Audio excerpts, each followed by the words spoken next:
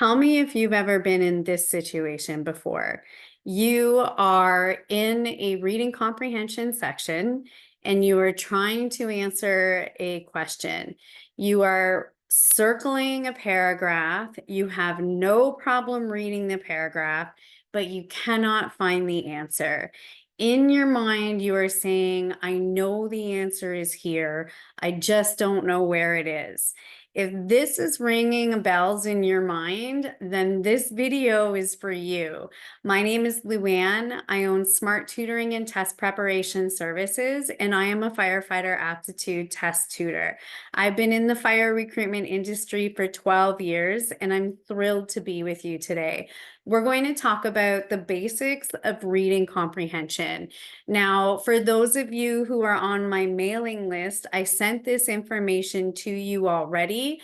If you are not on my mailing list, you can join for free. Go to smarttutoring.ca, scroll down, and to the right side of the page, you will see join our mailing list. Click on Firefighter Career Prep, and every week I will send you 5 practice questions that you can work through on your own and content like this so you can study in your own comfort and time, okay? So grab a pen and paper if you don't have one already, and let's get into it. Reading comprehension. So first of all, reading comprehension is an important component, and I don't want you to take this lightly.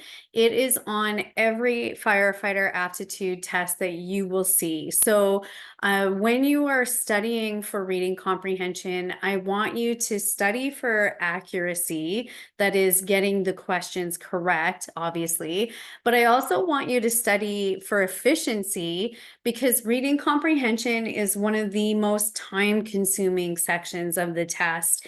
And I want you to learn strategies that will help you navigate through the passage and get the answers in a good time, as opposed to allowing your time to run wild on you in a test. And if that is you, send me an email and let's set up a tutoring session so I can work with you and you can get your time down in the reading comprehension section. Okay, so reading comprehension questions are designed to measure a fire candidate's ability to read and understand written communication. Now, you're going to be tested on a couple of different things. They're listed there, so make sure you write them down. The first is text. So this is the written part, or the paragraphs that you'll be seeing in your firefighter passages. The other things you might be tested on are the visual cues. Those include tables, charts, diagrams, and captions under pictures, also pictures. So keep in mind when you're practicing to practice material with all of those testing components. So text, tables, diagrams, charts, and captions.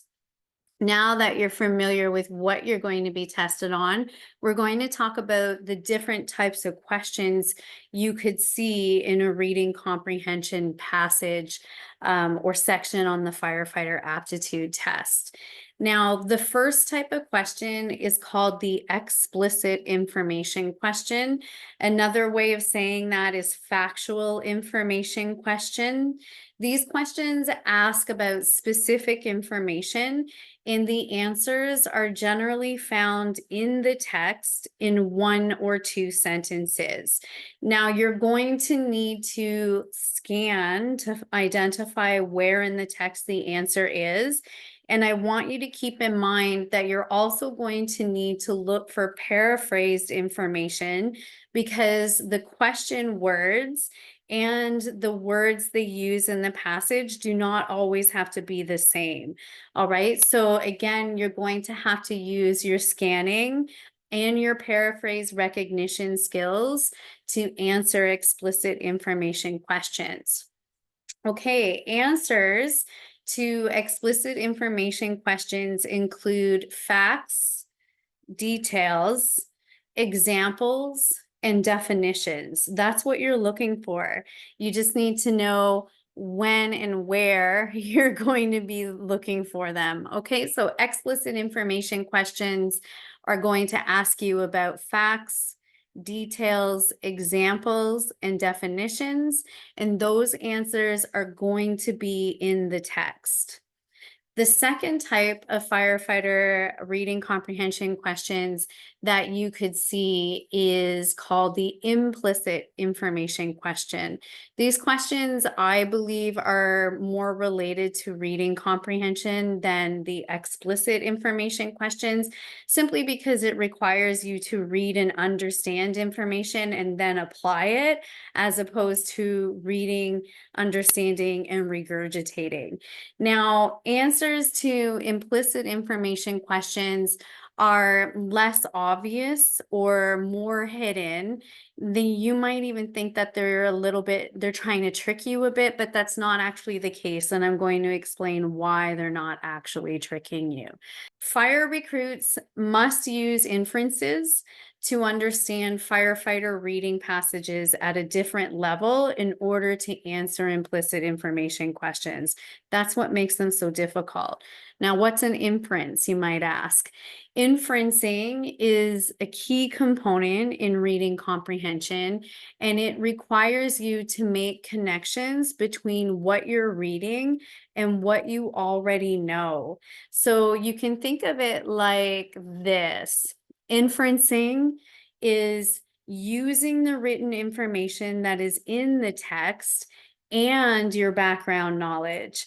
Essentially, what you have to do is read the passage as it's related to the question, draw information out, use your own background knowledge. So think about what you read and what you know about the topic, come to your own conclusion, and then from there, find an answer option that best matches your own conclusion. All right, let me explain that one more time. When you are answering implicit information questions, the answer is not in the text. You have to draw information from the text that's related to the question. You need to take a step back and think about what you read and what you know as it's related to the question, and then come up with your own conclusion or make an educated guess. Once you get that, then you look at your answer options and you choose the answer option that is best matched to your educated guess. So this type of question does not have exact answers in the text for you to pull out. It requires you to read and understand what it is you're reading and then apply it. This is where I want to caution you on wasting your time, because I don't want you to circle the paragraph over and over again. I want you to understand that you're likely answering an implicit information question.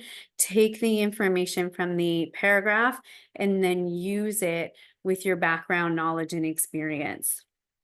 Okay, now that you're aware of the different types of reading comprehension questions you'll see, it's important to practice two things for your reading comprehension. One, I want you to make sure you are in the right paragraph, because if you're not in the right paragraph, you're not going to get the answer right. And then once you're in the right paragraph, I want you to make sure you're identifying the correct answer. More often than not, when I assess my students, they're able to get into the right paragraph, but they're still not picking the right answer. And that is generally speaking because they don't know, or they're not conscious of what they're being asked. So if you are one of those fire recruits and you're saying, yes, that's me, I can get in the paragraph, but I can't find the right answer, send me an email and set up a tutoring session, because this is a really quick fix to help you identify what you're being asked specifically in the question so that you can look for it in the text. Now, last thing I'm going to do for you is give you a firefighter reading list. With this, I want you to build your background knowledge. I don't want you to study the content and think that you're going to bring that to the test with you, because in reading comprehension, you're always being asked about how the information is specifically written in the reading passage on the test. So knowing that, I just want you to get comfortable with reading, because if you're not a reader, you're going to want to get more comfortable with reading in general. And I want you to get comfortable with reading jargon or technical terms, because a lot of the topics that you will see in a reading comprehension section on a firefighter aptitude test are complicated topics for most people, right? And it's a little bit dry. So practice reading that type of content well in advance of getting into the test to help you navigate through the reading passage a little bit more comfortably and more efficiently. With this reading list that I'm going to give you, you can use your IFSTA 7 Firefighter Essentials book if you have that. If you don't have that, then you can also use Wikipedia, because again, these are topics that are factual information topics. The words aren't going to change, the concepts aren't going to change. How the ideas are presented in sentence form will change, but what you're going to be reading is going to be similar in both. Okay, so this is good for IFSTA 7 Firefighter Essentials and or Wikipedia. These topics are known to be on the CPS test, the NFST test, and the FACT test. So if you are studying for those tests, this reading list is for you. We have ventilation, exposure to heat, carbon monoxide, and triage procedures. Now that you have those 4 topics, get into your IFSTA 7 or jump on Wikipedia and just start reading for familiarity. Remember, you're not being tested on your memorization of the content, so I just want you to get used to reading.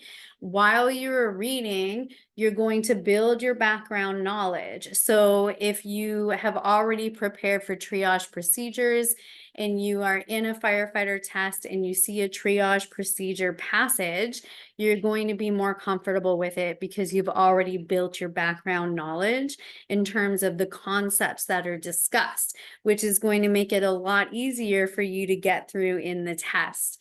I also want you to define unfamiliar words. The reason why I want you to do that is because an explicit information question might ask you to define or give the meaning of a specific word. Generally, those words are unfamiliar to you, so start looking up words you don't know now to help build your knowledge and prepare for explicit information questions in your next firefighter aptitude test. All right. If you need further assistance, send me an email. Definitely make sure you hit subscribe to these videos, so that way when I produce them, you get them and you can start using this information to prepare for your next test. Also, if you haven't already, do sign up for the firefighter mailing list at smarttutoring.ca. That way you get practice questions sent to you and content like this sent to you. And if you like this type of content, hit the like button. The more you like the videos, the easier it is for me to identify what you want more of.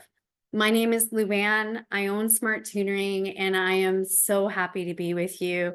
I appreciate the work that you do in your firefighter test preparation, and I hope that this is helpful for you. Thank you, and have a smart day.